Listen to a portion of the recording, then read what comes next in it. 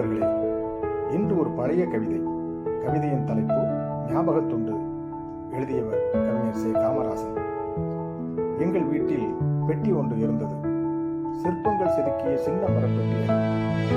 பாட்டியின் உயிராய் இருந்தது. உள்ளே என்ன இருக்கிறது என்பதை அப்பாவுக்கு தெரியாது. ஆராய நெருங்குகையில் பாட்டி புயலாவார். பக்கவாதத்தில் படுத்திருந்த போது கூட அதை தன் படுக்கையிலேயே வைத்திருந்தார். ஒரு மழைக்காலையில் அவர் மரணித்த கைக்கு வந்த பெட்டியில் கிராப்பு வைத்த ஒருவருடன் பாட்டி சிரித்திருந்தால் பழைய புகைப்படத்தில். அப்பா சொன்னார், அது எங்கள் தாத்தா இல்லை என்று. நன்றி. சேனலை லைக் பண்ணுங்கள், சப்ஸ்கிரைப் பண்ணுங்கள். நன்றி.